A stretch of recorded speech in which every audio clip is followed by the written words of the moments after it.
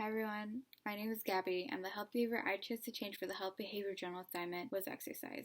There are numerous benefits to exercising. According to the Centers of Disease Control and Prevention, these benefits include improving bone health, aerobic fitness, muscular fitness, attention, and some measure of academic performance, sleep, and mental health. Consistently practicing this behavior also lowers the risk of high blood pressure, stroke, depression, arthritis, and cognitive decline, among others. There are physical activity guidelines established for Americans. As quoted by the CDC, adults should perform at least 150 minutes of a moderate intensity aerobic activity every week. An alternative to meeting the recommended amounts of exercise to reap benefits is 75 minutes of vigorous intensity aerobic activity. Despite these established guidelines, it's reported that only 1 in 4 U.S. adults meet these recommended levels. Not getting enough physical activity makes an individual more susceptible to a number of chronic diseases, such as type 2 diabetes, certain cancers, and cardiovascular disease. My goal was to incorporate exercise into a weekly routine. Since the beginning of this year, I had plans to get back to exercising because it had been a long while since the last time I did. In the previous months, I left that idea on the back burner. I strategically made decisions to limit my physical activity. For example, choosing the elevators, escalators, and shortcuts to get to class, and letting myself be sedentary for many hours, for many days.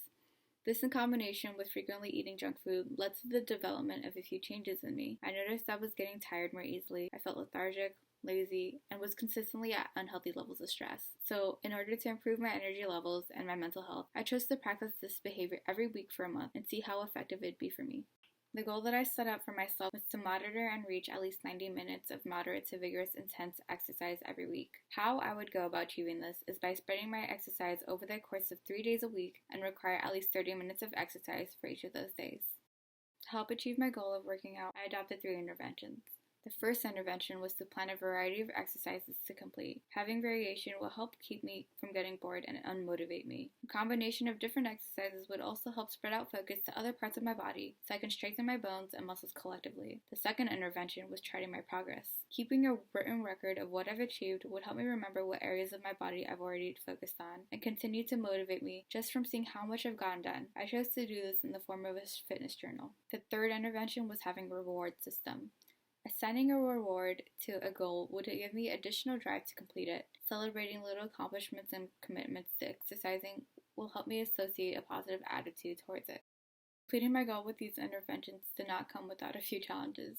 One was motivation. I was initially motivated and excited to get in better shape, so during the first week, I exceeded my time goal for the week. It was the week that followed was when I pushed off exercising. I lost a little bit of motivation just because I felt like I exercised a lot in the previous week. I thought my minutes in excess could transfer over to the second week, so at the time, I thought I deserved a break. I also caught a mild cold, so I felt that it was in my best interest to refrain from exercising. Another challenge was venturing out from what I was comfortable with. Most of my exercises was me mainly running on the treadmill and using the stationary bike. I stuck with it because it was my favorite form of exercise and what I was used to.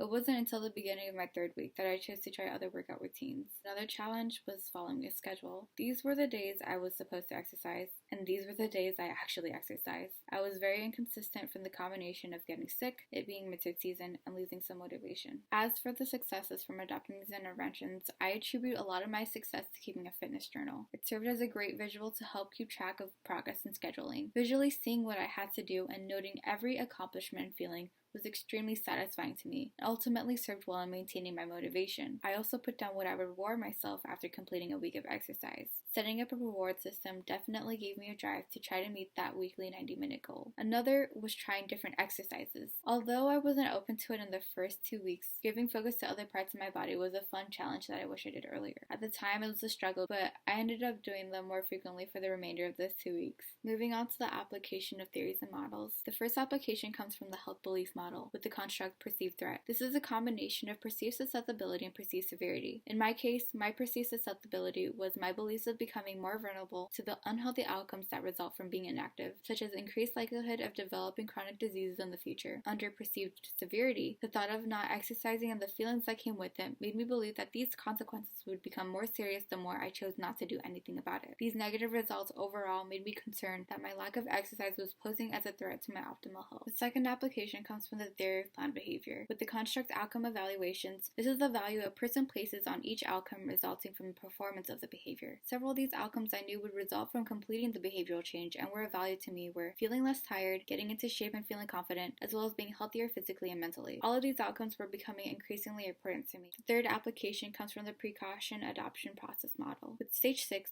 acting. This is first doing the behavior change. I took the action in order to reduce the threat of the possible consequences with me continuing to be sedentary. In conclusion, it's important to weigh up the pros and cons when adopting a new health behavior. Although I wasn't able to meet my exercise goals every week, the positive outcomes and the idea of enhancing my well-being helped motivate me to continue through with it. With the right reasons and determination, it can be done. A few recommendations to others is to track your progress, whether it be keeping a journal of your journey or logging your exercise hours into a fitness app on your phone. Personally, physically seeing and everything I've accomplished and motivated and pushed me to do even more. Another recommendation is to be open-minded and try new exercise routines. There's an abundance of YouTube videos out there that give full body workouts. It'll keep you interested and it'll help make your entire body fit overall.